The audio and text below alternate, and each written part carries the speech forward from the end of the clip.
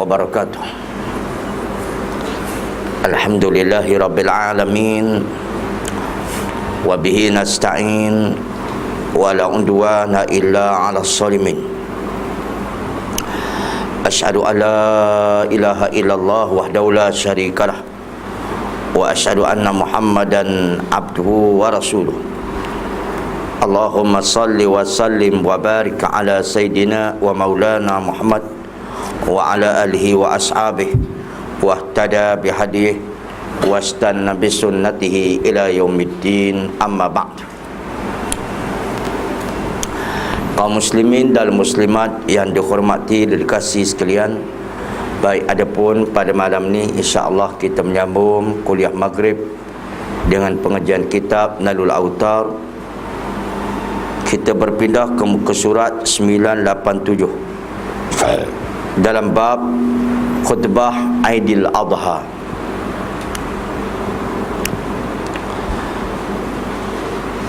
Hadis yang pertama dalam bab ini diriwayatkan oleh Imam Ahmad dan Abu Daud rahimallahu taala. Anil Hirmasi bin Ziyad qala ra'aitu an-nabiyya sallallahu alaihi wasallam yakhtubun nasa ala naqatihi al-adba yaumal adha bimina. Dari Hirmas bin Ziyad, dia berkata, aku pernah melihat Nabi SAW khutbah di hadapan orang ramai di atas untanya yang terbelah telinganya pada hari raya kurban di Mina. Itu hadis yang pertama. Jadi kata Hirmas bin Ziyad, dia melihat Nabi SAW berkhutbah di atas untanya yang terbelah telinganya, iaitu pada hari Aidil Adha, iaitu di Mina. Baik. Sebabnya Rasulullah sallallahu alaihi wasallam pada Hajjatul Wada', iaitu haji selamat tinggal atau haji perpisahan yang berlaku pada tahun ke-10 Hijrah, Rasulullah berkhutbah 3 kali. Yang pertama di Padang Arafah, iaitu setelah mana waktu zuhur, tergelincir matahari. Yang keduanya iaitu pada hari raya Kurban Adha, iaitu di Mina, itu sudah tentu dah pada 10 Zulhijjah. Dan yang ketiga di antara hari Tasyrik 11, 12 dan 13 Nabi berkhutbah juga. Baik. Semuanya kaum muslimin dan muslimat kalian, khutbah Nabi itu sekali sahaja. Sekali sahaja. Itu sebabnya tak ada riwayat yang menyebut bahawa Nabi berkhutbah sama ada di Mina pada hari raya haji atau raya kurban, Nabi berkhutbah 2 kali. Sekali saja. Itu kalau menurut pendapat Ashabus Sunan, iaitu mereka merawayatkan hadis di antara Sunan Abu Daud, Sunan Tirmizi, mengatakan bahawa Nabi berkhutbah sekali saja. Cuma tempat kita ni jelah yang berkhutbah pada hari raya 2 kali, kerana kias kepada Jumaat. Kerana kias kepada Jumaat. Kalau nak kias pada Jumaat sebagaimana al-maklum pun tak kena. Kerana kalau nak kias pada hari Jumaat khutbahnya iaitu sebelum sembahyang. Tetapi ada pun khutbah hari raya selepas sembahyang. Kalau nak kata kias ni pun tak kena. Memang tu. Itu cuma kias ni sebuah khutbah sajalah. Tapi sebagaimana dalam perkara ibadat ni, umur din, perkara agama, dia tidak ada kias. Baik. Bercerita bab hukum hakam itu baru ada kias. Sebagaimana kata al-Imam Syafi'i rahimallahu taala, la qiyasa fil ibadah. Tidak ada kiasan bab hukum qiyas dalam bab ibadah. Baik. Dan seterusnya, wa an Abi Umamah qala sami'tu khutbatan Nabiyya sallallahu sami'tu khutbatan Nabi sallallahu alaihi wasallam bi Mina yauman nahar. Rahul Abu Daud. Baik. Maksudnya, dari Abi Umamah dia berkata, aku pernah mendengar khutbahnya Nabi SAW pada hari raya Adha di Mina. Baik. Kenapa? Kerana sudah tentulah kaum muslimin dalam simak hari ke-10 yang hari raya. An Abdurrahman bin Muaz At-Taimi qala khatabana Rasulullah sallallahu alaihi wasallam wa nahnu bi Mina faputihat asma'una hatta kunna nasma'u ma yaqulu wa nahnu fi manazilina fatafiqa yu'allimuhum manasikahum hatta balagal jimar fawada'a isbi'aihil sababataini summa qal bi'asal hadbi summa amara al-muhajirina fanazalu fi muqaddamil masjidi wa amara al-ansar fanazalu min wara'il masjid summa nazala an-nasu ba'da dhalika. Rawahu Abu Daud wa Nasa'i. Maksudnya, dari Abdurrahman bin Muaz At-Taimi, ia berkata, Rasulullah SAW pernah khutbah di hadapan kami sedangkan kami di Mina. Kemudian terbukalah pendengaran kami sehingga kami mendengar apa yang ia katakan, padahal kami di tempat-tempat kami. Kemudian dia mulai mengajar mereka tentang ibadah haji mereka sehingga dia sampai tentang melempar jamrah, lalu meletakkan kedua jari telunjuknya. Kemudian dia memperagakan tentang batu-batu untuk melempar jamrah itu. Kemudian dia memerintahkan kepada sahabat-sahabat muhajirin, lalu mereka turun di hadapan Masjid Khaif, di masjid itu Masjid Khaif maksud dia. Kemudian memerintahkan kepada sahabat-sahabat Ansar, lalu mereka turun di belakang masjid. Kemudian orang-orang lain pun turun sesudah itu. Ada riwayat Imam Abu Daud dan Nasa'i. Bacaan ni cerita dia. Kata Abdurrahman bin Muaz At-Taimi, dia kata Rasulullah sallallahu alaihi wasallam berkhutbah di Mina dan kami paputia asmauna, dan telinga-telinga kami pakat mendengar khutbah Nabi itu. Sedangkan kunna nasma'u ma yaqul wa nahnu fi manzilina, kami dengar khutbah Nabi sedangkan kami di tempat-tempat duduk kami. Baik. Kata setengah ulama dalam hadis ni, itu mu'tabah mukjizat. Sebab apa? Ketika tu Nabi mana pakai mikrofon, mana pakai pembesar suara, tetapi khutbah Nabi pada hari itu didengar orang-orang yang berada di Mina. Baik. Sebagaimana dituturkan oleh Ibnu Qayyim rahimahullahu taala dalam kitabnya Zadul Ma'ad. Begitu juga khutbah di padang Arafah. Orang ramai berkumpul di padang Arafah seperti lautan manusia. Ramai sungguh. Tapi Nabi berkhutbah di bukit Ja'ranah, di bukit Kamus Uranah. Khutbah Nabi itu didengar oleh semua orang. Semua orang. Bukan sekadar di padang Arafah, yang berjalan daripada Muzdalifah tu kaum muslimin dan muslimat yang berjalan daripada Mina kepada Arafah pun dengar khutbah Nabi, sedangkan jauh. Maka itu sebab kata Ibnu Qayyim rahimahullahu taala, khutbah itu mukjizatun, sebagai khutbah mukjizat yang boleh didengar. Baik. Fatafiqa yu'allimu manasikahum. Lepas tu Nabi sallallahu alaihi wasallam memulai mengajar kami tentang ibadat haji. Rasulullah SAW ketika itulah mengajar para sahabat tentang ibadat haji. Sahabat mudah ke muslimin muslimat kalian. Ketika tu nak pergi haji, ketika tu belajar. Zaman sekarang kursus haji berapa siri? 60 siri. Setengah-setengah masjid tu, kamu Allah masjid kami bagus, masjid kami 60 siri haji. Nanti dia. Tapi tak faham. Tak apa. Sebab apa? Wallahu a'lam. Tapi Rasulullah sallallahu alaihi wasallam mengajar para sahabat ketika nak pergi haji, ketika tu Nabi ajar satu persatu. Baik. Okey. Sebab apa agak-agaknya? Nantilah kita bincang kemudian. Okey. Lepas tu kaum muslimin dan muslimat kalian, hatta balagha jimar, hinggalah Nabi mengajar kami tentang ibadat haji hingga sampai tempat melontar jamrah. Fawada isbi'aihi sababataini summa qala bi asal hazbi.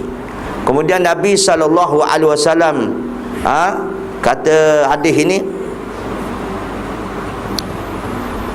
ia meletakkan kedua jari telunjuknya. Kemudian dia meragakan tentang batu untuk melempar jumrah. Bahawa ke Nabi sallallahu alaihi wasallam, kaum muslimin, dia ada dua riwayat ni. Satu riwayat dekat dengan jamrah. Dekat jamrah ni nama dia ialah, ada satu masjid. Dia panggil masjid apa tu? Dekat jamrah tu, dekat melontar tu, Ula Wusta Aqabah, ada satu masjid sebelum sampai ke tempat tu. Dia panggil Masjid Khaif. Masjid Khaif. Baik. Betul-betul dekat jamrah tu. Dan satu riwayat lain, pernah Nabi SAW berada di Mash'aril Haram. Mash'aril Haram. Mash'aril Haram ni daripada perjalanan Muzdalifah nak pergi ke Mina. Bermalam di Muzdalifah tu, pagi esoknya Nabi nak pergi ke Mina melontar jumrah, sampai di satu tempat masjid, tempat nama dia Mash'aril Haram. Mash'aril Haram. Tapi kalau kita pergi pakej tabung haji ke pakej mana pun, dia tak singgah dah situ. Kita boleh nampak Mash'aril Haram ni kuasanya kecil. Maka Nabi singgah di situ, lalu Nabi ambil batu di situ. Bukan Nabi ambil batu malam Muzdalifah tu. Yang kita ni kaum muslimin dan muslimat pada malam Muzdalifah terberebut cari batu. Siapa tertinggal bas. Sebab dah tabung haji ajar begitu. Nak macam mana kan? Jadi salahkah kita ambil pada siang hari?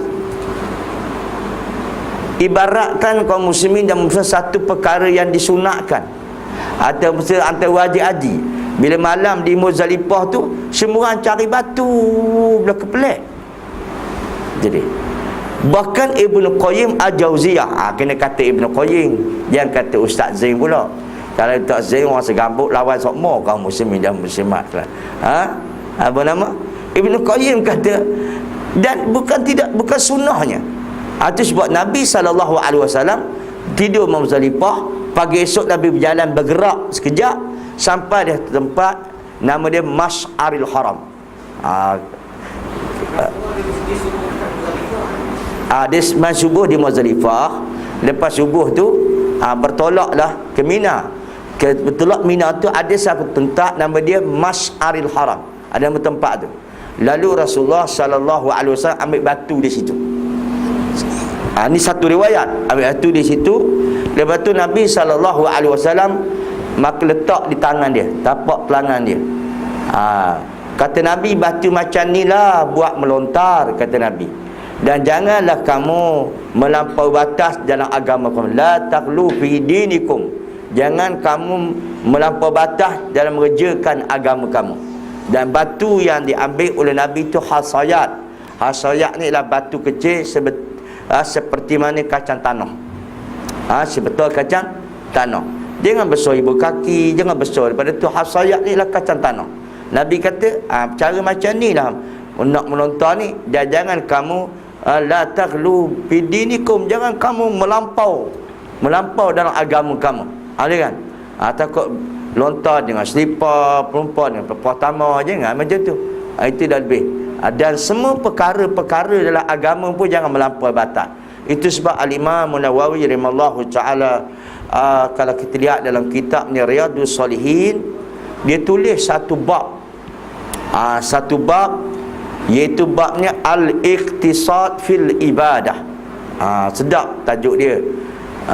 Al-Iqtisad fil Ibadah. Imam Nawawi tulis bersederhanaan dalam ibadat. Jangan jangan melebihi had. Maksudnya al-iqtisad fil ibadah, bersederhanaan dalam ibadat, biar ibadat itu ikut syariat. Itu maksud dia. Ikut syariat. Jadi itu sebab bila sampai di Masjid Khaif dekat melontar, Nabi ambil kamu dengan jari telunjuk dia macam tu, tunjuk ke orang, batu ni buat melontar. Jangan lebih pada tu. Baik. Okey. Kemudian summa amran muhajirin panazalu bin muqaddam masjid wa amra ansar panazalu min wara'il masjid. Dan kemudian Nabi SAW memerintahkan para sahabat muhajirin, lalu mereka turun depan masjid. Maksud turun ni maksud daripada kenderaan mereka. Kau merintah pada orang sahabat ansar, lalu mereka turun duduk di belakang masjid. Baik. Kemudian orang-orang lain pun turun sesudah itu. Hadis riwayat Abu Daud. Maka ni ketika ni melontar, saat melontar. Jadi apa yang dimaksudkan di sini? Poinnya, tajuk yang dikemukakan oleh Imam Syaukani bahawa Nabi SAW berkhutbah di Mina. Baik. Ini berlaku pada hari apa? Hari Raya Kurban. Okey.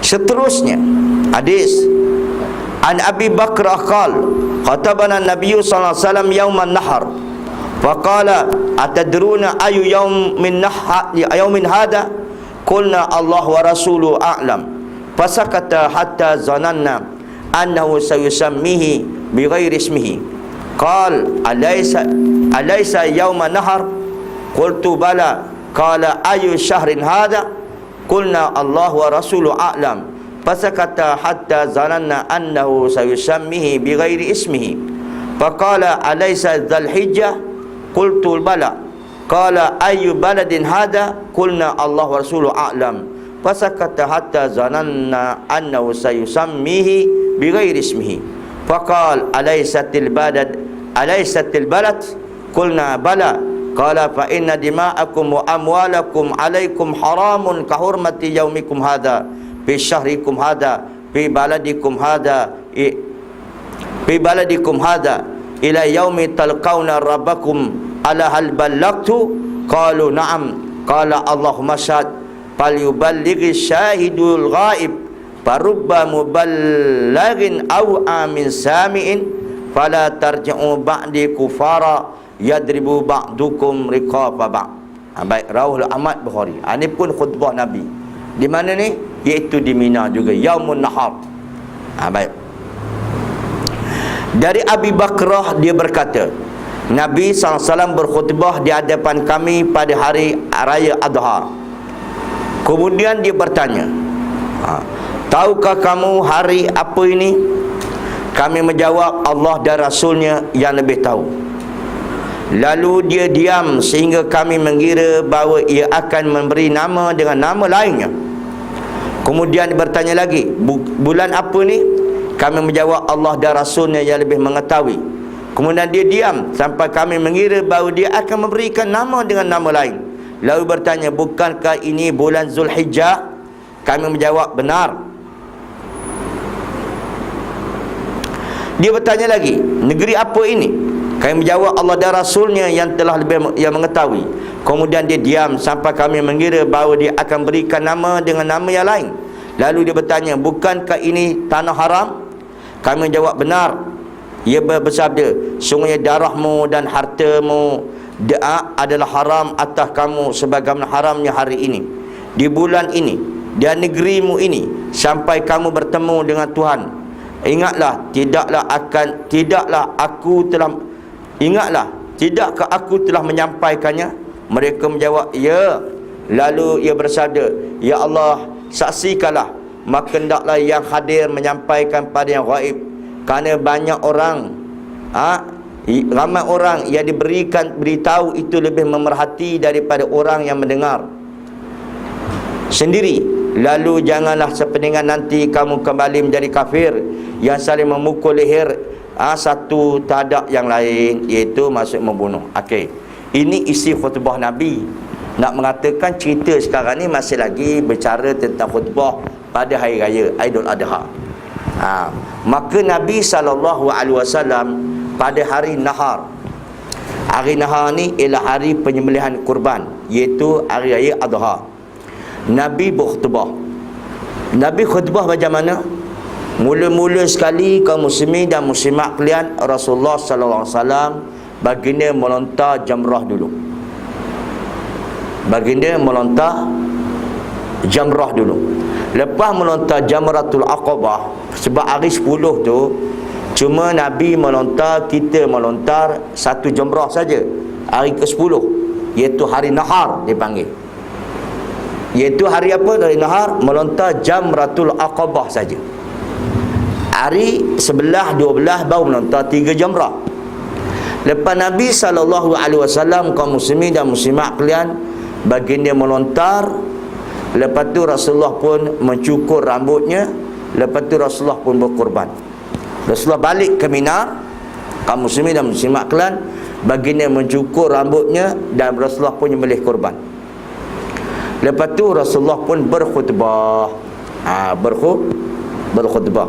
Dan Nabi menyembelih korban ketika itu kaum muslimin dan muslimat, iaitu 100 ekor kambing, 60 ekor 60 ekor Nabi sembelih, dan bakinya adalah Sayyidina Ali sembelih 40 ekor. Memang tu. Lepas tu kaum muslimin dan muslimat kalian, Rasulullah sallallahu alaihi wasallam, kata Ibnu Qayyim lagi, bila sembelih melapahkan daging semua dia diberikan kepada orang fakir miskin dan sebagainya. Dan Nabi memberikan upah yang lain kepada penyembelih dan tukang melapah, tidak diambil daripada daging korban tersebut. Di sini kena perhati ni, kerana timbul masalah macam-macam. Baik, kita ceritalah balik mana-mana tempat.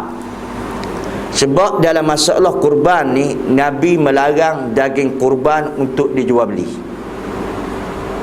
Tak boleh daging kurban dijual beli. Jadi sekarang ni di mana-mana tempat, minta maaf cakap ya, mungkin tidak segambut barangkali, apabila menyembelih korban diberikan daging tertentu kepada tukar sembelih dan tukar lapah.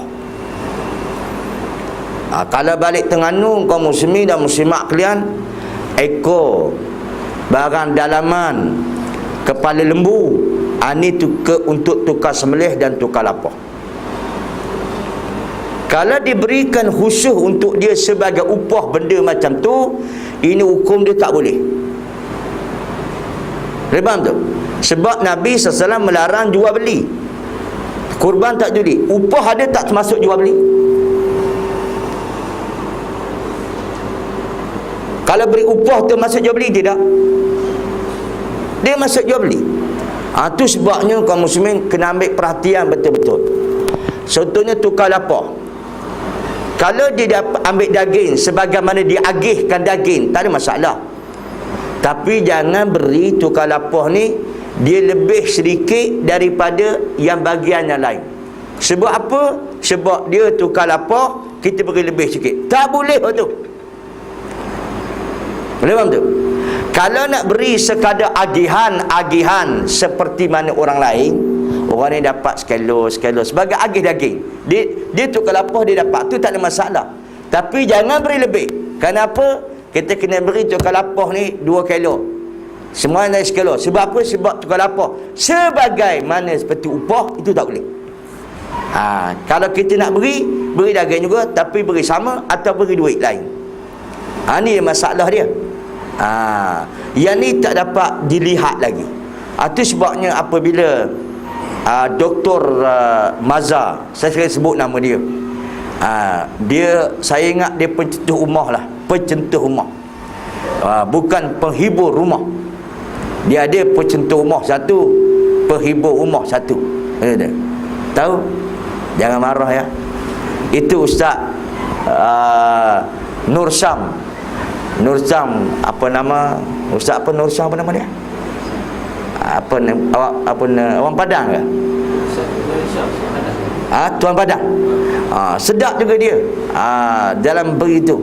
Jadi pencetus, jangan jadi penghibur rumah, jangan kelakor banyak sangat. Jadi bila Dr. Mazhar dia kata,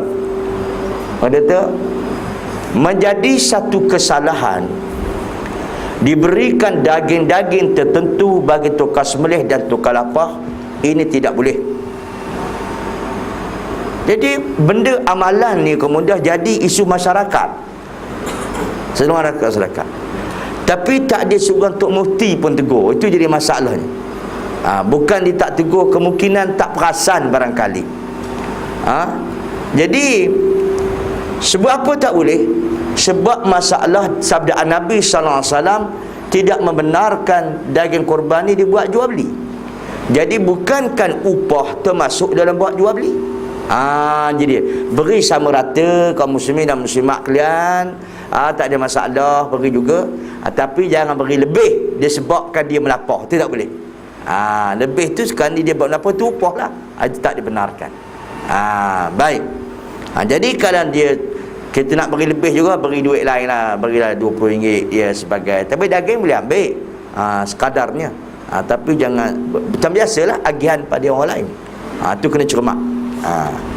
Itu sebab Nabi SAW dia masa bayangkanlah, ya Nabi sembelih saja 60 ekor lebihnya Sayyidina Ali, maka diberi tukar lapah ni daging yang lain, diberi upah yang lain. Bulan puasa ni kena ingat-ingat sikit. Bulan puasa pula Raya Haji ni kena ingat-ingat sikit. Baik. Lepas tu kaum muslimin dan muslimat kalian, apa berlaku? Pada raya tu Nabi SAW berkhutbah lah dia. Ini satu dalilnya. Apa isi khutbah Nabi pada hari raya tu? Baik. Sekarang kita ambil ya. Kita ambil sedikit. Sebagaimana al-maklum, ni kena tentu sedikit. Memanglah di zaman Rasulullah SAW haji yang disyariatkan, yang dah jadi wajib. Sebelum daripada tu ada dah orang mengerjakan haji, tetapi itu tidak diwajibkan lagi. Boleh faham tu? Tapi wajib yang disyariatkan ialah pada tahun yang ke-10. Itu baru diwajibkan haji. Maka tahun ke-10 itulah haji diwajibkan, dan itu juga tahun yang ke-10 itulah awal haji diwajib pada umat Nabi Muhammad, dan haji yang terakhir bagi Nabi. Haji yang awal, haji yang terakhir. Haji perpisahan. Itulah kali yang wajib, itulah yang pertama Nabi SAW mengerjakan haji. Kaum muslimin dan muslimat kalian, kena pula ukuhnya jatuh hari Jumaat. Ukuh jatuh pada hari Jumaat. Pada zaman Nabi dulu. Maka atas dasar ni lah, kadang-kadangnya bila masyarakat kita ni, bila ukuhnya jatuh hari Jumaat, semua orang kata, oh tahun ni haji akbar, kata orang. Haji akbar. Baik. Jadi kalau sekiranya orang haji dia ukuh tak jatuh hari Jumaat, macam Syekh Rahim baru ni, ukuh tak jatuh hari Jumaat, betul-betul tak haji akbar lah dia. Gitukah cara dia? Bukan maksud begitu. Bukan haji akbar ni jatuh pada hari Jumaat, betul-betul. Haji akbar ni ada hadis dia. Ada hadis dia. Sebagaimana dituturkan oleh Ibnu Abbas radhiyallahu anhuma. Apa dimasukkan hajjul akbar? Hajjul akbar yamun nahar. Haji akbar yamun nahar. Haji akbar tu ialah apa maksudnya? Hari sembelihan. Sebab apa? Sebab hari itulah kerja haji selesai. Yang buat rukun-rukunnya, bukan hari Jumaat dia. Ini minta maaf lah, tabu haji dia buat propaganda barang siapa dapat haji akbar pahala dia mari. Mana hadis macam ada macam itu? Bukan muslimat kalian. Haji ini mabrur dengan tidak mabrur. Itu dia. Yang keduanya haji akbar bukan begitu. Haji akbar kata Ibnu Abbas hari nahar. Hari nahar dia? Hari raya itulah orang panggil akbar. Bermaksud haji akbar ni ada sepanjang tahun. Macam tak setuju je nampaknya. Itu Ibnu Abbas menuturkan begitu. Itu dia kaum muslimin muslimat kalian. Itu dia. Kalau kita tengok sekarang, kalau kata pemahaman Malaysia, saya rasa tengok bila hari akbar, Arab pun semua turun. Kalau orang Arab yang sendiri semua turun. Itu dah. Ialah orang Arab. Itu sebab agama ni bukan ikut orang Arab. Kalau ikut jual halak punah kita. Ini Ibnu Abbas kata. Ada hadis lain ke? Tidak ada. Semua kebanyakan hadis tu dia kata ke akbar-akbar ni kaum muslimat kan tak ada hadis. Semuanya maudhu'nya haji akbar ni, orang tanya Ibnu Abbas, apa tu ayul haji akbar? Yaumun nahar, kata Ibnu Abbas. Itu jelas lah kaum muslimin dan muslimat kalian. Jadi kalau pendapat Ibnu Abbas macam tu yang lebih alim, nak ambil lagi apa dia? Pengurusi tabung haji. Kita berpandu kepada nas. Sebab apa panggil dia kata akbar? Sebabnya kaum muslimin dan muslimat kalian dah selesai pada hari itu, dapat menyelesaikan rukun haji. Pertama apa? Yang pertama ukuf. Ukuf selesai tak pada hari apa? Pada 9. Dan pada hari nahar tu kaum muslimin dan muslimat kalian, kita kerja dah. Nabi SAW pada hari nahar itu, pada hari 10 tu, pertama kita ambil buat rukun haji kan. Rukun haji ni apa dia? Berniat ihram dan pakai ihram. Itu rukun. Baik. Yang kedua nak ukuf pada Arafah. Selesai tak selesai? Selesai ya? Yang ketiga, pada hari nahar itu Nabi SAW lepas begini sembelih, bercukur semua sekali, lepas tu Rasulullah SAW berkhutbah, Rasulullah patah balik ke Mekah pada hari ke-10. Pada hari 10 tu pula Nabi patah ke Mekah. Nabi buat apa? Nabi buat apa tu? Itu Rasulullah SAW, Nabi buat tawaf. Nabi buat tawaf. Dan tidak begitu juga. Dan Nabi buat tawaf. Tahlul sudah ada tahlul. Tahlul dia buat tak? Tahlul buat dah. Lepas menentang jamrah tu dah tahlul haji. Itu tahlul haji. Nabi buat tawaf, sa'i. Kalau bangsa belum buat sa'i. Kalau barang siapa buat haji ifrat, sa'i dah sudah buat dah. Maka lepas tu kaum muslim, Nabi balik semula ke Mina. Jadi perkara rukun haji dah selesai. Cuma tinggal wajib haji saja. Maka bila selesai pada hari nahar, cuma kita ialah kaum muslimin dan muslimat kalian, pada permulaan kita mengerjakan haji dulu, kita ikut tabung haji lah. Kita masa duduk di Mina tu kaum muslimin muslimat kalian, kita cuma menumpah jantung Aqabah saja. Lepas tu kita tak patah balik ke apa nama, kita tidak tawaf. Kalau ikut sunnahnya kita tawaf, tapi memandangkan kesulitan berlaku, itu sebab kita duduk macam tu. Maka kita melontar sampai kita balik daripada hari ke-13 tu. Baik. Tapi sunnahnya. Tapi nak kata jelasnya pada hari itu haji akbar, kerana hari itu sempurnalah haji. Jadi itu dia akbar ya. InsyaAllah semuanya akbar. Cuma tinggal satu lagi, mabrur ke tidak mabrur. Itu pembahasan. Baik. Bismillah. Okey, sikit lagi ya. Di antara khutbah Nabi. Tapi tahun ni saya baca tadi, telefon sekawan saya di Madinah, dia kata ukuf pada hari ni, tahun ni hari Jumaat. Hari Jumaat, ukuf pada hari Jumaat. Itu dia. Jadi kalau ukuf hari Jumaat, kaum muslimin dan muslimat kalian, kita puasa hari Jumaat lah. Hari Sabtu tu orang raya dah. Cuma kita je tak rayanya.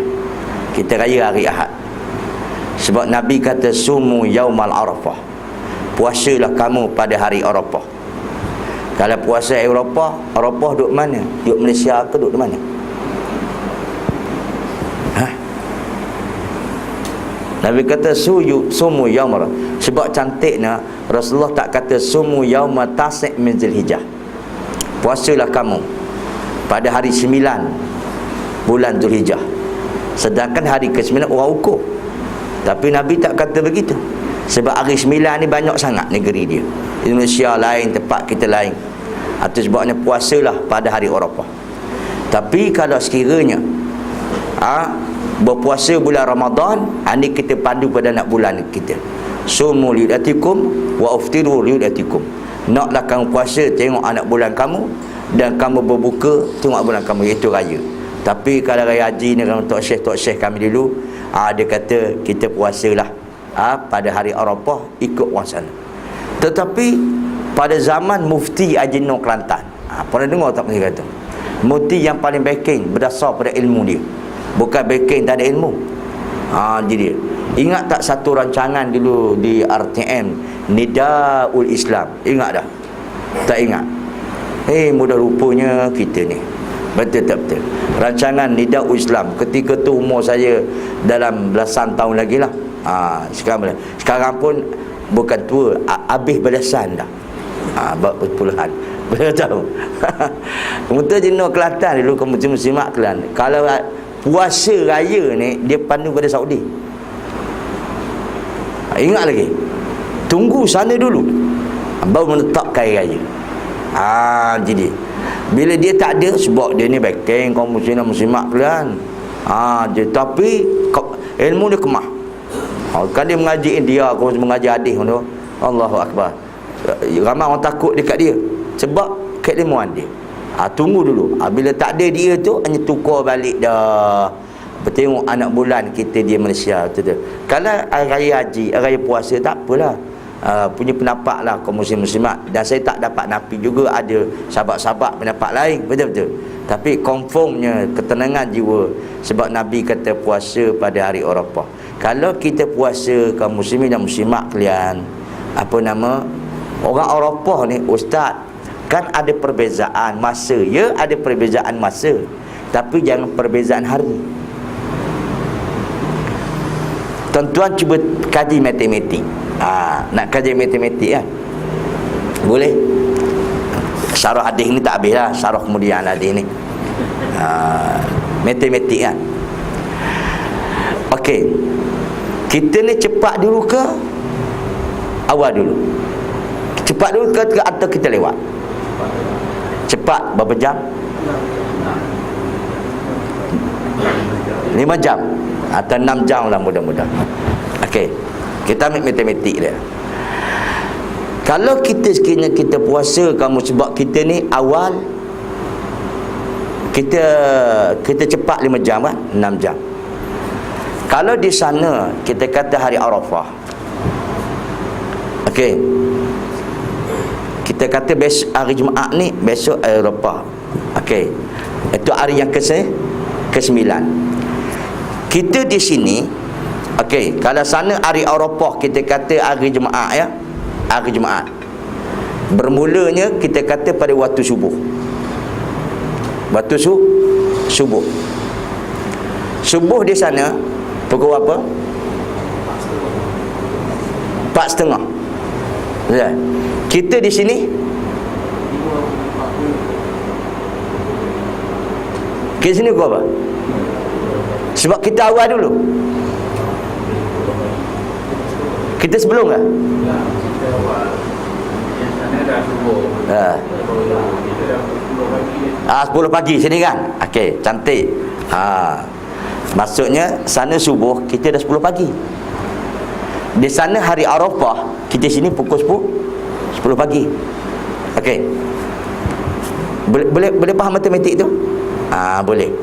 Maksudnya kalau sana hari Jumaat dia wukuf dah di Bandar Arafah, kita bermula pada berpuasa waktu subuh. Lebang tu. Mulakan subuh puasa. Sana pukul 4:30, sini sudah pukul 10 pagi. Sebab kita awal dulu. Lepas tu kaum muslimin dan muslimat kalian, okey, bila berjalannya masa, sini tak puasa lagi. Sebab kita hari Sana ukur pukul 10 pagi tu kita puasa ke tak lagi? Kita tak puasa lagi sebab kita lewat sehari. Okey.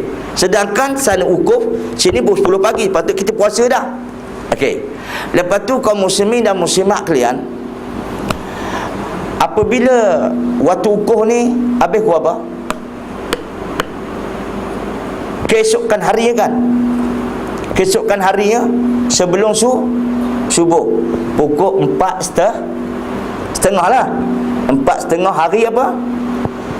Hari Sabtu. Sebab ukur bermula daripada terlincirnya matahari pada hari Jumaat tu, kalau ukur di sana, hinggalah sebelum subuh masuk pada hari Sabtu. Kita pula hari Sabtu baru nak puasa. Di sana waktu ukur dah habis dah, pukul 4:30 pagi. Kita sini hari Sabtu pukul 10 pagi, tengah berpuasa. Mana?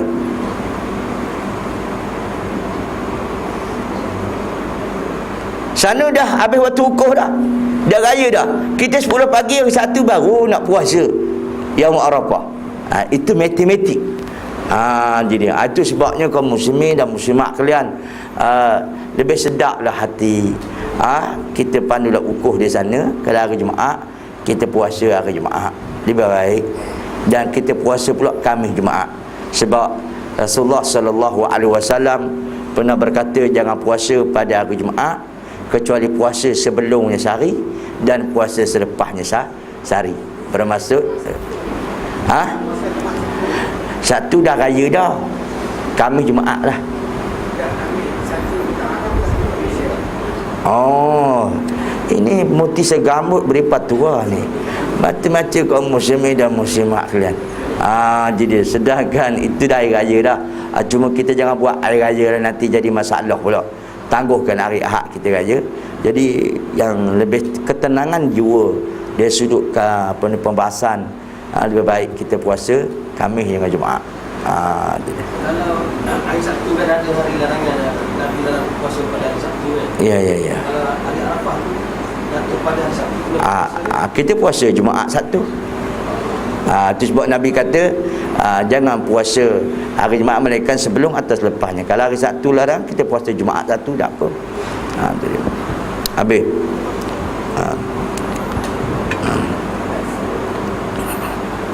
Wallahu alam, itu satu pandangan lah.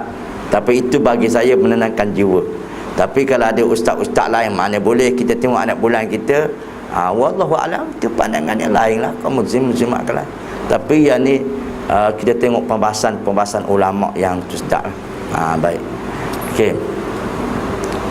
Dan seterusnya, maka Nabi SAW pun dalam khutbah baginda, ni dia. Ini kita cerita tentang khutbah ni, tapi kita ambil campur-campur, semoga diperkembangkan ilmiah. Lepas tu akhirnya Nabi tanya, ni khutbah Nabi,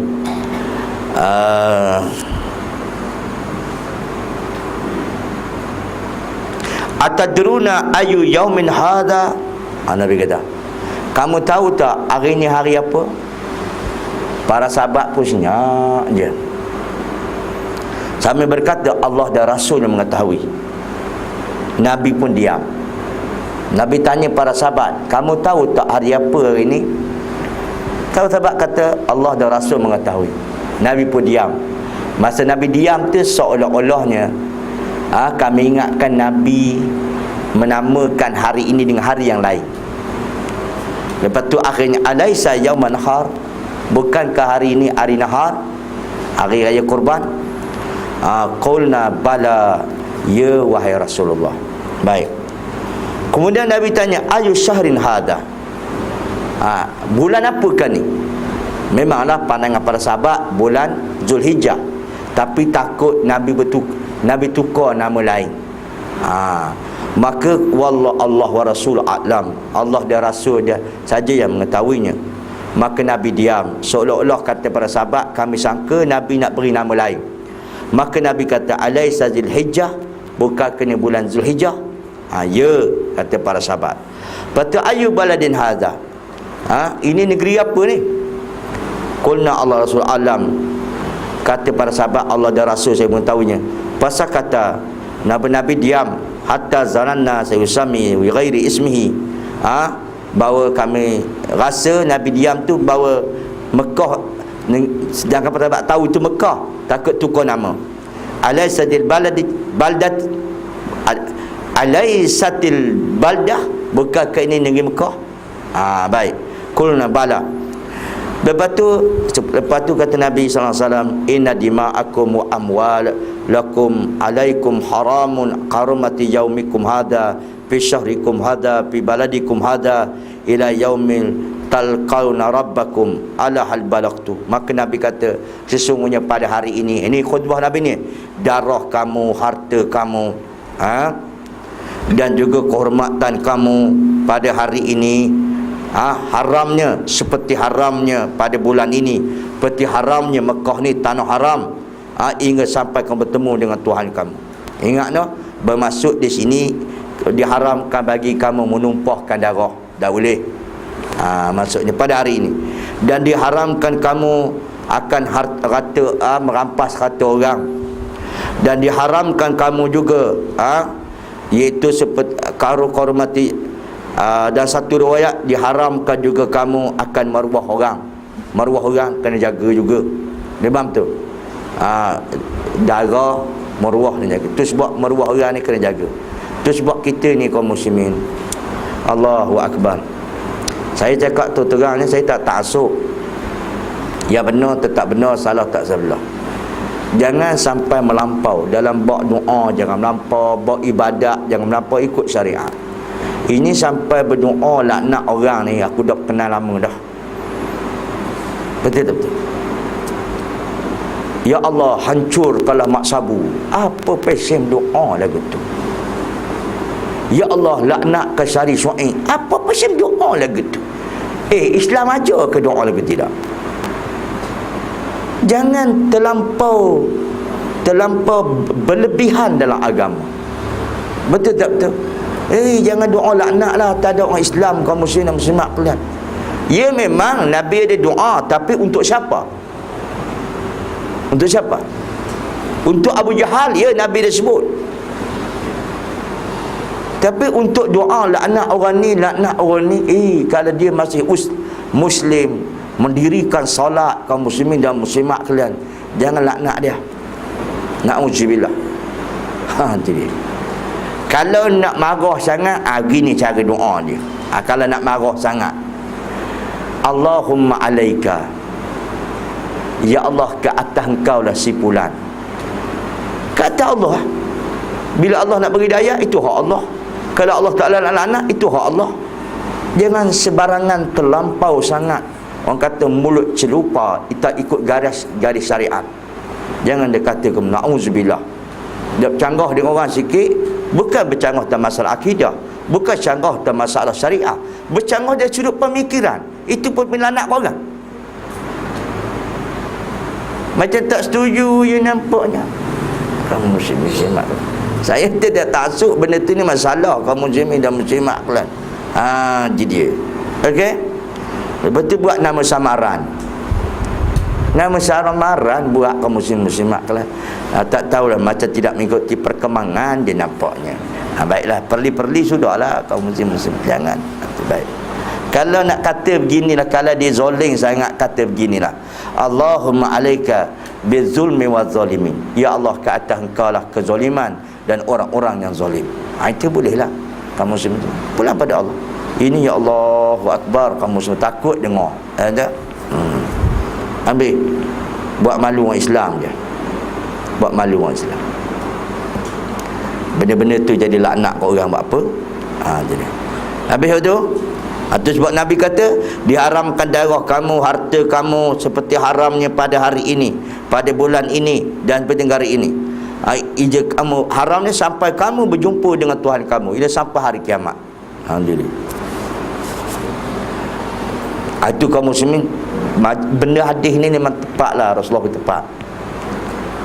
Diharamkan bagi kamu darah kamu, sesama kamu haram, tak boleh bunuh-bunuh. Sekarang ni biasa tak orang bunuh?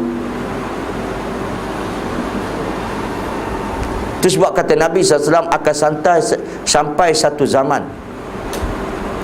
orang yang membunuh tak tahu sebab apa dia membunuh, dan orang yang kena bunuh tak tahu sebab apa dia kena bunuh. Itulah hawan. Itulah fitnah yang cukup besar. Orang membunuh dia tak tahu sebab apa dia membunuh. Dia bunuh sebab apa aku bunuh orang, tak tahu dia. Dan orang yang kena bunuh, benda lah salah aku dibunuh. Betul. Ada tak zaman ni? Kamu sih. Budak kecil dia tahu apa? Apa sebab aku dibuang? Apa sebab aku ni dicampak? Apa nama? Pelik tingkat sekian. Apa salah dia? Dia pun tak tahu. Yang tu kau bunuh sebab apa aku bunuh anak aku? Betul tak? Itu satu hal kaum muslimin. Jadi ini orang yang membunuh tak tahu kenapa dia berbunuh. Orang yang kena bunuh tak tahu sebab apa dia bunuh. Tapi bunuh tu berlaku. Ini dia. Orang pembunuh tu tahu. Tapi orang pembunuh tu dia tahu, dia pula sebab apa aku bunuh, sampai peringkat macam tu. Dan orang kena bunuh tak tahu sebab apa. Zaman sekarang ni pula kamu orang mati tapi tak tahu pembunuh, lagi berat. Boleh faham? Yang ni orang ni pembunuh ni, kamu sih. Pembunuh ni dia tahu dia bunuh, tapi sebab apa aku bunuh orang? Betul dia. Berbunuh dia dapat. Ini pula satu zaman kamu muslim akal. Orang mati ada tapi tak tahu siapa pembunuh. Boleh tak boleh? Pelik kaum muslimin. Mati di Malaysia tapi masuk rekod peribadi masuk Malaysia tak tahu. Pelik tak boleh? Kaum muslimin. Tak ada dalam senarai immigration, custom boleh tak ada. Tapi dia mati di Malaysia. Bom dapat tahu nama dia Sipo. Tapi siapa pembunuh tak tahu. Itu lagi pelik tu. Jadi baik, jangan marah, itu senda gurau sahaja.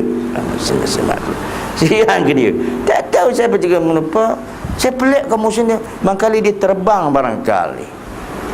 Dia terbang. Jadi tanya balik kamu sini. Nak suruh orang amanah belaka. Dia amanah beda. Semua orang masuk, keluar masuk ni ada data peribadi belaka. Ini ada orang masuk tak ada data peribadi. Pelik ke tu? Sudah. Dia pandai pula menjawab di situ. Jadi kamu mesti sebab. Baik. Habis yang tu. Sudah tahu kamu semua itu sebab Nabi kata bahawa diharamkan darah bagi kamu. Banyaklah kamu sini simak filem. Tengok zaman sekarang ni biasa. Rompak, mak rempik. Biasa bagi dia orang. Ambil ketuk, ambil rampas dua orang, mati ke tak mati ke jatuh bangunan je, tak ada biasa. Itu sebab Nabi dah pesan dalam bab ini. Baik. Okey, lepas tu Nabi kata ala hal balagtu, bukankah aku dah sampaikan? Inilah sedih sangat kaum muslimin. Kalau tuan-tuan baca khutbah ni, masa saya mengaji dulu, seorang profesor saya, nama dia Syekh Ghaffar Awam. Dia ni seorang profesor yang hafal Sahih Muslim. Dia ada sanak hadis. Dia cerita tentang sanak hadis tu ibarat macam kita hidup di zaman Nabi. Tengok dia menangis dengan hadis ni. Dia kata sebab Nabi terang. Lepas tu Nabi SAW kata ala hal balagtu, kata Nabi. Sebabnya ini hajatul wada', haji perpisahan. Bila haji perpisahan, Nabi nak tinggal umat dia. Kata para ulama, setelah mana 73 hari Rasulullah wafat. Lepas hajatul wada' ni 73 hari Rasulullah wafat. Itu satu pendapat. Jadi Rasulullah tinggal kepesanan. Jadi bila dia wafat kaum muslimin, akhirnya Rasulullah kata ala hal balagtu, kata Nabi, bukankah Islam ni aku dah sampai seluruhnya? Sebab Nabi takut Islam yang Allah Ta'ala amanahkan untuk disampai pada manusia, takut ada lagi benda tertinggal. Yang ni cukup, hadis ni bertermasuk bidang akidah dan sebagainya. Tu profesor Syekh apa awam mengeletar dia, kamu dia menangis, sok-sok dia menangis. Jadi bukankah aku dah sampai tu? Rasulullah ni rasa takut dah, sebab Allah Ta'ala amanah kepada Rasulullah untuk sampai ke Islam. Sedangkan baginda sudah sampai masa untuk dijemput oleh Allah Ta'ala. Takut ada lagi benda Islam ni tak sampai. Alahal balagtu, bukankah Islam ni aku dah sampai seluruhnya, nasihat-nasihat aku sampai dah. Ada dia. Qalu na'am, maka para sahabat pun menjadi saksi kepada Nabi. Ya Rasulullah, engkau dah sampai dah. Jadi Rasulullah minta para sahabat menjadi saksi kepada dia. Ya, Islam dan para sahabat pun bersaksi di lautan manusia satu. Naam. Dan sedang riwayat kata qalu na'am, qalu bala, ya Rasulullah, engkau dah sampai Islam seluruhnya. Bermaksudnya Islam tak tertinggal dah. Maka ketika itulah kaum muslimin, Rasulullah kata Allahumma syahad. Dalam satu riwayat Rasulullah tunjuk jari dia ke langit. Tunjuk jari gitu. Allahumma syahad, Allahumma syahad, Allahumma syahad. Ya Allah, saksikanlah manusia, lautan manusia ini. Dia menyaksikan aku bahawa akulah sampai Islam seluruhnya. Dan engkau ya Allah menjadi saksi juga. Nabi minta Allah Ta'ala jadi saksi yang Islam dia dah sampai dah. Kan sedih tu kaum muslimin simak kelas. Baik. Ya, pada hari itu jugalah turunlah wahyu yang dikatakan al-yauma akmaltu lakum dinakum, di satu masjid namanya Masjid Namirah. Kata setengah ulama pada lepas asar, Allah Ta'ala menjadi saksi pula pada Nabi, bahawa pada hari ini kami sempurnakan bagi kamu agama kamu, kami cukupkan nikmat kepada kamu, dan kami redha Muhammad itu Islam itu sebagai agama kamu. Barulah leganya Nabi. Allah Ta'ala jadi saksi. Tiba-tiba pula kaum muslimin, Aurah Muhammadiyah. Pernah dengar Aurah Muhammadiyah? Yang dicerita oleh Syari Muhammad. Dia kata apa?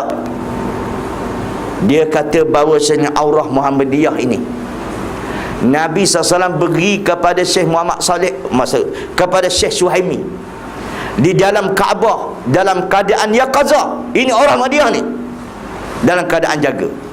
Pembohong dia besar. Jadi rupa-rupanya satu lagi Nabi tertinggal, orang Muhammadiyah Nabi tertinggal. Sedangkan Nabi kata Allah masyhad, Allah masyhad, saksi ke Allah, saksi ke Allah. Wah, tidak, aku dah sampai Islamnya. Rupa-rupanya ada satu lagi Nabi tertinggal, orang Muhammadiyah. Kan bohong. Itu sesat yang paling nyata kaum muslimin. Dusta ke atas Nabi. Gitu kaedah hukum dia. Memang harka ni mesesat barat timur utara selatan. Memang berkesat barat. Dia Nabi sampai menangis esok dada, kata ada lagi tertinggal kaum muslimin dan muslimat. Kita pula lagi teruk kita ni. Lagi teruk. Kenapa? Oh, Nabi tak buat sebab Nabi tak sempat. Kita macam mana agak-agaknya? Kamu semua. Saya malah sebut ada timbalan mufti, saya malah sebut nama dia. Jangan dia tanyalah, dia kau sebut susah. Dia kata apa amalan yang kita buat ni, walaupun Nabi tak buat, sebab apa? Sebab Nabi tak sempat nak buat. Mau jangan jadi bohong, pendusta lagu tu. Itu sebab Al-Imam Ibn Taymiyah kata kalau Nabi tak sempat buat, Nabi tak akan wafat lagi. Hanya tu al-yauma akmaltu lakum. Adakah Nabi tak sempat nak buat macam mana kita buat? Tak kena lagu tu kaum muslim-muslimat kelan. Itu dia.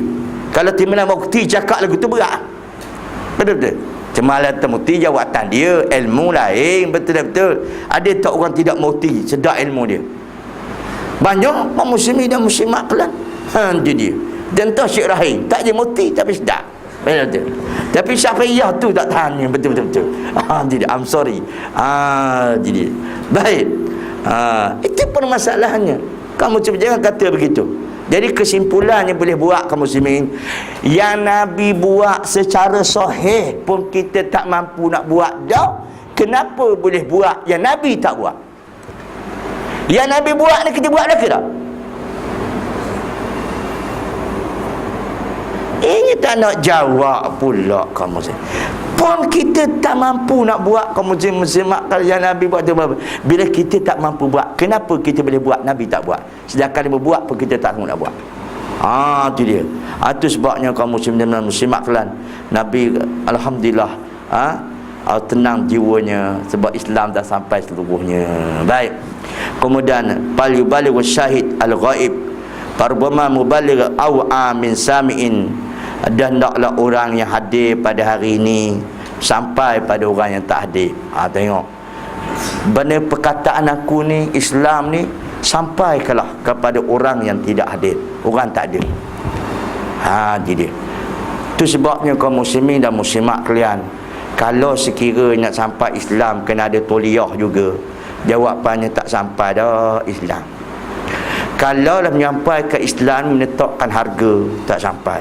Sekarang ni ya Allah, dugaan sungguh kaum muslimin dan muslimat kalian, bila ustaz ni nak sampai ke Islam, dia minta harga.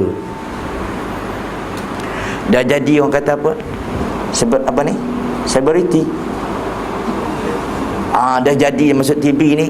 Tentang harga kaum muslimin dan muslimat kalian. Nak ceramah berapa? Allahu Akbar, 2,000. Ini ada satu kisah kaum muslimin. Kisah benar ni. Orang cerita kat saya. Saya mengajar Batang Kali. Orang Batang Kali cerita. Bila tanya seorang tu, tapi ni cerita saja ya. Kisah benar. Cerita. Tapi jangan tanya siapa. Bila tanya itu perkara yang bid'ah itu kaum muslim muslimat. Jatuh maruah orang. Bila tanya PA ustaz tu, kami nak jemput ustaz ni ceramah Batang Kali. Berapa bayarannya? PA tanya ustaz. Ustaz kata ikut suka ikhlas hatilah. Jadi apa ke penduduk tu jadilah sebab ikut ikhlas hati. Tengok-tengok ceramah orang ramai kaum muslimin, ramai. Lepas tu nak bahasa bayar berapa, tanya orang sekali lagi. Dia minta 4,000. 4,000. Kalau orang majlis tadi ikhlas hati, kutip derma, kena bayar juga 4,000. Tu dia kaum muslimin. Sekarang ni nak masuk kaum muslimin dan muslimat kalian berapa? Tengok kan. 1,000 kena 1 jam 1,000. Dia begini. Itu sebabnya ulama-ulama dah kata dah, boleh tak mengambil upah dalam permasalahan mengajar Quran, menyampaikan agama? Boleh tak ambil upah? Setengah ulama kata tak boleh, setengah ulama kata boleh. Kalau sekiranya dia tak ada kerja lain, kerja dia menyampaikan ilmu, dia boleh tetapkan upah. Tapi sekadar apa? Sekadar untuk cukup nafkah dia, itu bolehlah. Tapi lebih memang tak boleh. Boleh faham tu? Saya minta upah, saya tak minta upah kaum muslimin. Beti segamut ikut suka, orang nak beri segamut lebih berapa? Betul tak betul? Cukup dah. Kalau orang segamut beri banyak tu, alhamdulillah. Kalau lebih, alhamdulillah. Kalau lupa tak beri, alhamdulillah, tapi perlahan sikit lah. Betul tak betul? Itu gurauan saja. Betul tak betul? Tapi alhamdulillah, yakin kaum muslimin. Jangan duk ambil lah. Maksudnya kalau lupa, jangan duk telefon. Dosalah kaum muslimin. Sagu hati saya ke mana? Kadang-kadang bila lupa tak mengajar dah kaum muslimin dan muslimat. Tak mengajar dah kaum muslim. Sikit sangat beri. Jangan. Nafkah kita dah cukup. InsyaAllah Tuhan beri akan yang lain. Tuhan beri yang lain kaum muslim dan muslimat kalian. Percayalah. Itu memang satu pengalaman.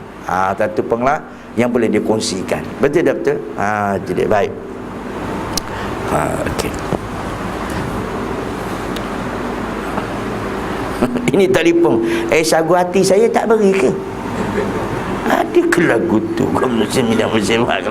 Kalau main macam tu, agama tidak akan tersebar. Agama tak akan bersebar. Itu sebabnya kaum muslimin, Imam Nawawi kata, dalam setiap kehidupan kita beribadah ni menuju ke Allah Ta'ala, kena ada 3 prinsip. Siapa-siapa? Yang pertama, kita kena ada kaum muslimin dan muslimat kalian. Saya ulang semula. Kata Imam Nawawi, hidup kita nak jadi sempurna, ibadat kita nak jadi sempurna, kita kena ada 3 prinsip benda ni. Yang pertama ialah al-mahabbah, cinta. Cinta. Yang kedua iaitu kata Imam Nawawi al-khauf, takut. Yang ketiga ar-raja, harapan. Kalau benda macam ni ada, okey, cantik. Saya buat contoh. Imam Nawawi buat contoh yang cukup simple. Ibadat, contohnya solat, kena asah kepada mahabbah, kena asah kepada cinta betul kepada Allah. Kalau orang asah cinta pada Allah Ta'ala, ibadat dia seronok. Makin lama makin seronok, makin lama makin seronok. Okey, saya ambil ibarat perut hamka. Hamka ni orang kejiwaan. Baik, kalau orang tu bercinta, contohlah seorang tu dia bercinta sebelum kahwin ke, selepas kahwin ke, yang penting cinta tu ada. Sebab cinta tidak buta. Yang buta adalah orang yang bercinta. Betul faham dia? Boleh setuju? Aku sakit hati sangat kalau orang kata cinta buta. Tak, cinta tak buta. Yang buta orangnya. Hatinya buta. Betul tak? Jadi yang penting kata orang, ustaz bercinta sebelum kahwin ke selepas kahwin? Aku dah lupa dah benda tu. Jangan korek rahsia. Betul tak? Betul. Jadi cinta tu ada. Tapi masa kita ni, kalau kita bercinta, kamu muslimat kalah, bercakaplah dengan pasang kekasih kita sebelum kahwin. Lepas kahwin lain pula. Kalau kahwin ni tak nak bercakap lama, sekejap je. Sebelum kahwin. Masa sebelum kahwin tu bercakap. Tiba-tiba dah cakap, kata perempuan kata, bang, belum kahwin dah abang dah. Cukup dia nak balik. Kata si lelaki pula, lah sekejap sangat nak balik dah. 2 jam sekejap lagi. Sebab apa? Sebab apa kamu sini? 2 jam buat sekejap lagi. Sebab apa? Sebab cinta. Tidak orang ni cinta mana buta. Kamu ni lawan Tok Guru semua dia ni. Mana dia? Baik. Itu dia. Tetapi kaum muslimin dan muslimat, ingatlah, itu dengan manusia. Tapi dengan Allah Taala berapa jam? Berapa jam? Inna a'tainakal kautsar. Itu saja dia baca. Dia tak nak panjang. Sedangkan bila kita solat, kaum muslimin dan muslimat, sebagaimana kata Ibnu Hajar, bila kita solat, kita munajat kepada Allah. Dan ada juga munajat daripada Allah untuk hamba dia. Apa dia? Bila kita, sebagaimana satu hadis riwayat Imam Muwatta' Malik, bila kita semayang ni, saya ambil satu hadis ya, Alhamdulillahi Rabbil Alamin, kita kata kan, kita puji Allah. Tuhan jawab tu, Hamadani abdi, telah memujilah akan hambaku, akan daku, telah memujilah oleh akan daku. Tuhan jawab. Itu kata kita balas jawab dengan Allah Ta'ala masa bercakap. Tapi kerana cinta pada Allah Ta'ala itu amat kurang. Itu sebabnya kaum muslimin sembahyang Allahu Akbar, nak berdiri lama pun malah. Betul tak betul? Senyap pula kalau